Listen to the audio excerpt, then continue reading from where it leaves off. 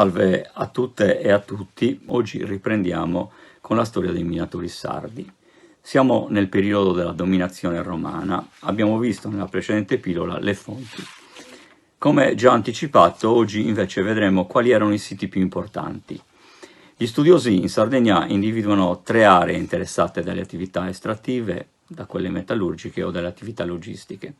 Una era denominata Plumbea, dovrebbe corrispondere a Sulci, nel sud-ovest sardo, nei pressi di Sant'Antioco, ed era il porto da cui partivano i carichi di minerali di metallo provenienti da tutto il compendio minerario.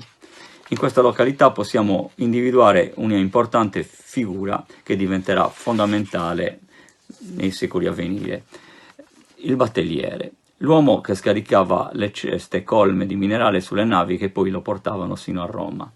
Plumbea Sulci è indicata nel Itinerarium Antonini del III secolo d.C. Tutt'attorno, nei paraggi, gli archeologi hanno individuato resti di fabbricati destinati alla fusione di minerali. Un altro centro, denso anche questo di mistero, è Ferraria. Non si sa molto, si ipotizza nei pressi di San Gregorio, sull'orientale sarda, siamo nel Sarrabus, e le miniere in quelle località erano di ferro. Poi c'è Metalla, l'hanno cercata nella valle di Antas, poi a Grugua, alcuni la danno sepolta sotto la sabbia di Portigeddu nel Fluminese, altri a Montevecchio nel Guspinese, ma per comodità restiamo nell'area del Fluminese.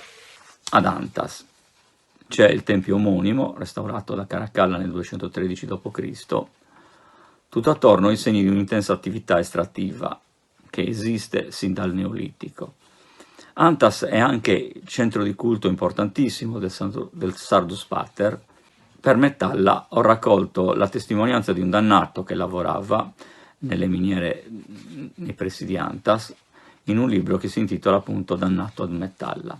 Chi erano i dannati? I romani, ma anche altri popoli, utilizzano per i lavori più faticosi e usuranti, diremmo oggi, i condannati ai lavori forzati.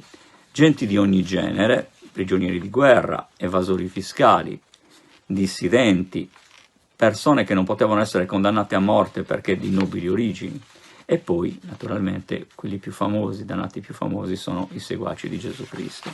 Questi uomini porteranno avanti i lavori più pericolosi, seguiranno in verticale i filoni dei minerali fino anche a 100 metri di profondità, caveranno rocce, pietre e minerali battendo il ferro al ritmo delle frustate dei loro aguzzini. Anche i romani, come già prima i cartaginesi, sfrutteranno la perizia e l'arte mineraria dei sardi, le tecniche di fusione dei metalli giunte sino ai primi secoli d.C. dal periodo nuragico. I romani vogliono piegare il mondo con il ferro di queste rocce, dice il dannato. Per scavare un dito nella roccia occorrono 40 colpi ben assestati. E poi continua. Quando arrivai a Metalla, come c'erano almeno 60 schiavi. C'erano cumuli di pietre che brillano e sono accatastati ovunque tutt'attorno.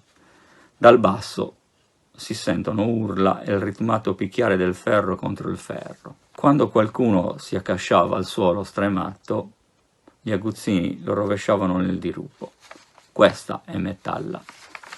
Vi saluto, alla prossima pillola.